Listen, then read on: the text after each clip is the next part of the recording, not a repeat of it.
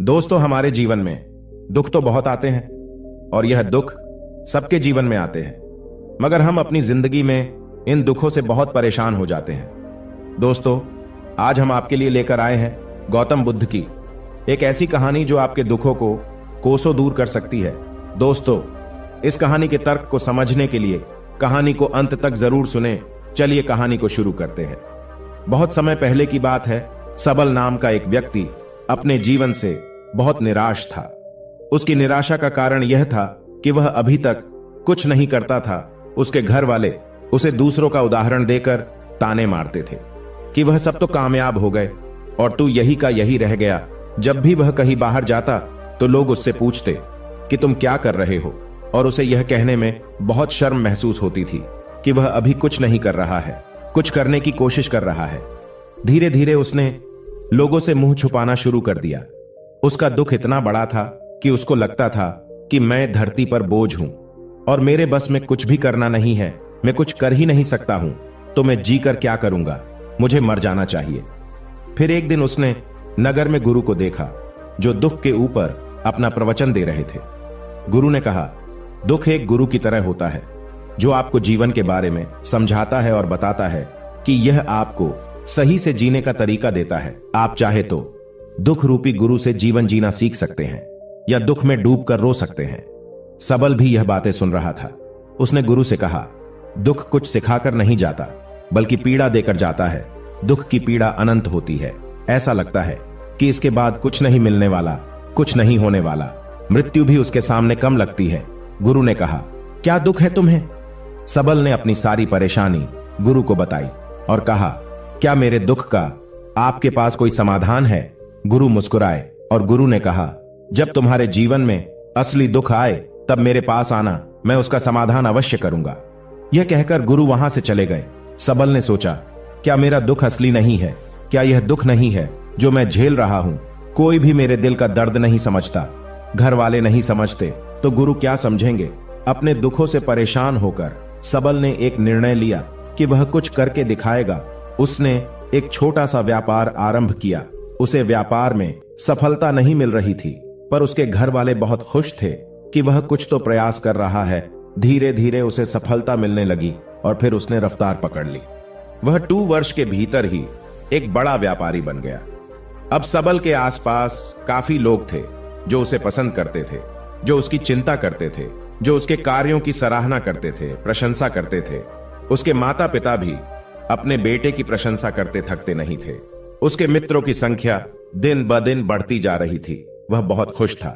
एक बार पड़ोस के कुछ मित्रों ने उसे समझाया कि जब वह बड़ा व्यापारी बनकर इतना सुखी रह सकता है तो सोचो, अगर तुम इस नगर के सबसे बड़े व्यापारी हो जाओ तो कितना सुख होगा। तुम्हारे पास कितने लोग तुमसे जुड़ेंगे, कितना यश तुम्हारा फैल जाएगा। स्वयं राजा भी तुम्हारी तारीफ करेंगे और जरूरत पड़ने पर तुमसे ही धन उधार लेंगे। यह बात सबल के मन में बैठ गई और अब वह अधिक प्रयास करने लगा। लेकिन यह सब कुछ उसे बहुत जल्दी चाहिए था। ज्यादा समय इसमें वह बर्बाद नहीं करना चाहता था। इसलिए उसने ऐसे कार्य किए जो उचित नहीं थे। उसने बहुत बड़ी मात्रा में धन उधार लिया। ज्यादा मुनाफा कमाने के चक्कर में अपने माल की गुणवत्ता खराब कर दी। उसके मित्र उसे जैसा समझाते गए वह वैसा करता गया। अब उसके जीवन का सुकून कहीं और चला गया था। उसे रात को नींद नहीं आती थी। सुख साधन की सारी वस्तुएं होने के बाद भी उसे किसी में सुख नहीं मिल रहा था। एक दिन सबल अपने रथ में बैठकर एक मार्ग से जा रहा था। रास्ते में उसने गुरु का आश्रम देखा। वह गुरु के पास पहुंचा और कहा, गुरुदेव, आपने कहा था कि जब जीवन में असली दुख आए तो मेरे पास आना। मेरे जीवन में बहुत दुख है, मैं रात को सो नहीं पाता हूं। सबल ने गुरु को अपनी सारी बात बताई। गुरु ने कहा, जब तुम पहली बार मिले थे तब भी तुम किसी दुख में थे। उस दुख से तुमने क्या सीखा? सबल ने कहा, मैंने सीखा कि केवल सोचने मात्र से कुछ नहीं होता है। अपनी सोच को साकार करने के लिए कर्म करना पड़ता है और केवल कर्म करने से कुछ नहीं होता। कर्म को अंतिम पड़ाव तक ले जाना आवश्यक होता है। चाहे रास्ते में कितनी भी बाधाएं आए, कर्म करना चाहिए। लोग केवल सफल व्यक्ति को ही महत्व देते हैं। बाकी सब चाहे कितना भी अच्छा क्यों ना हो, इस दुनिया के लिए वह बोझ ही कहलाता है। गुरु मुस्कुराए और गुरु ने कहा, जब तुम्हारे जीवन में असली दुख आए तब मेरे पास आना, मैं उसका समाधान अवश्य करूंगा। सबल ने गुरु को एक घड़ा भेंट किया जो सोने के सिक्कों से भरा था। घड़े को देखकर गुरु ने कहा, इस घड़े को वहां उस पेड़ के नीचे गड्ढा खोदकर दबा दो, यह मेरे किसी काम का नहीं। सबल ने ऐसा ही किया और वहां से चला गया। धीरे धीरे सबल को व्यापार में घाटा होने लगा और एक समय ऐसा आया जब उसके ऊपर बहुत कर्जा हो गया, पर वह निश्चिंत था क्योंकि कर्जा उसके मित्रों द्वारा ही उसे दिया गया था। वह सोचता था कि उसके मित्र उसके बुरे समय में उसका साथ देंगे, पर ऐसा कुछ नहीं हुआ। सबसे पहले मित्रों ने ही अपना उदार धन उससे मांगना शुरू किया। उसके शुभ चिंतक चाहने वाले सब उससे दूर हो गए। उसके पिता भी उसे उसकी गलतियों को गिनवाने लगे। उसकी सारी संपत्ति नीलाम हो गई, उसके पास कुछ नहीं बचा। उसने अपने पिता से सहायता मांगी। पिता ने कहा, मेरे पास यह थोड़ी सी ही संपत्ति है, अगर मैं तुम्हें यह दे दूं तो मैं तुम्हारी मां को कहां रखूंगा। हमारा आखिरी सहारा यही संपत्ति है। उसके जीवन में बहुत गहरा दुख था। उसके आसपास कोई भी ऐसा नहीं था जो उसे संभाल सके, लोगों से मिले। इस धोखे की वजह से वह टूट गया था। लगता था कि जीने का कोई मतलब नहीं है, मृत्यु ही एकमात्र सहारा है। वह मरने के लिए एक नदी की तरफ जा रहा था।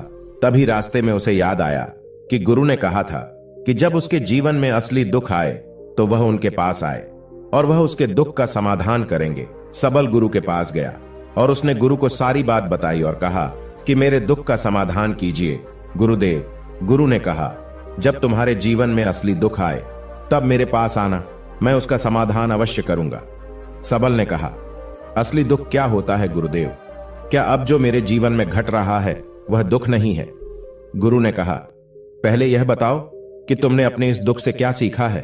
सबल ने कहा, जो लोग हमारी तरक्की के साथ हमारे साथ साथ आए हैं वह हमें धोखा देंगे, क्योंकि हमारे बुरे समय में वह हमारे साथ नहीं रहेंगे बल्कि उसका फायदा उठाएंगे। भरोसा केवल उन्हीं लोगों पर करना चाहिए जो हमारे बुरे समय में हमारे साथ खड़े रहे हो, और ऐसे लोग बहुत कम ही देखने को मिलते हैं। जिन्हें मिलते हैं उन्हें हमेशा उनकी कद्र करनी चाहिए। कभी किसी के खिलाफ षड्यंत्र नहीं करना चाहिए। ईमानदारी और धैर्य के साथ काम करना चाहिए, लालच नहीं करनी चाहिए। फिर गुरु ने पेड़ के नीचे गड्ढा खोदकर घड़ा निकाला जिसमें सोने के सिक्के भरे थे, और वह घड़ा सबल को दे दिया और कहा, जब असली दुख हो तभी आना। सबल ने गुरु को प्रणाम किया, धन्यवाद दिया और वह घड़ा लेकर चला गया। उस धन से उसने दोबारा व्यापार शुरू किया और अब वह छोटा सा व्यापारी बनकर भी खुश था और ईमानदारी से काम करते करते वह एक बड़ा व्यापारी भी बन गया। हालांकि इसमें उसे अब कुछ समय लगा, लेकिन अब वह खुश था। उसका जीवन खुशियों से भरा था। लेकिन आप कितने ही अच्छे हैं, कितना ही अच्छा काम करते हो, दान करते हो, पुण्य करते हो, लोगों की मदद करते हो, जीवन में दुख सबके आता है। उसी प्रकार सबल के जीवन में भी दुख आया। उसके माता पिता की मृत्यु हो गई। वह दोनों एक ही दिन मृत्यु को प्राप्त हो गए।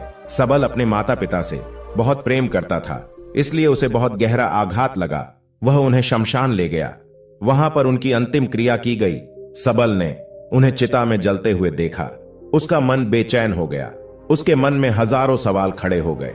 वह घर वापस आया तो उसने अपने माता पिता की संपत्ति को देखा, जिसके लिए वह हमेशा लड़ते रहते थे। आज वह लावारिस पड़ी थी। उसकी देखरेख करने वाले, उसके लिए लड़ने वाले चले गए थे। उसके पिता ने जो भी इकट्ठा किया था सब यही रखा था। एक दिन पहले तक भी वह अपनी संपत्ति के लिए किसी से भी लड़ने के लिए तैयार थे, पर आज नहीं है। उसका मन बहुत बेचैन हो रहा था। लग रहा था जैसे कुछ खाली है, कुछ अकेलापन है, कुछ डर है, कुछ तो है जो समझ नहीं आ रहा। इसलिए वह गुरु के पास पहुंचा। गुरु ने सबल को देखते ही कहा, क्या कोई दुख है? सबल ने कहा, जीवन में वैसे तो कोई दुख नहीं है गुरुदेव, सब ठीक है, सब सुख है, पर आज मेरे माता पिता की मृत्यु हो गई और मेरा मन बहुत दुखी है। गुरु ने कहा, इसमें दुखी होने वाली क्या बात है? एक दिन सबके प्रियजनों को मर जाना है, तुम भी एक दिन मर जाओगे। सबल ने कहा, गुरुदेव आप यह क्या कह रहे हैं? मैं भी मर जाऊंगा, पर अभी तो मैं जवान हूं। गुरु ने कहा, इस प्यारे से भ्रम में तो सब जीते हैं कि मृत्यु बूढ़ों को आती है, जबकि उनके सामने ही जवान मर जाते हैं, बच्चे मर जाते हैं। मृत्यु का किसी की उम्र से कोई लेना देना नहीं है। गुरु के मुख से ये बातें सुनकर सबल वहां से चुपचाप चला गया, पर उसका मन बेचैन हो गया था।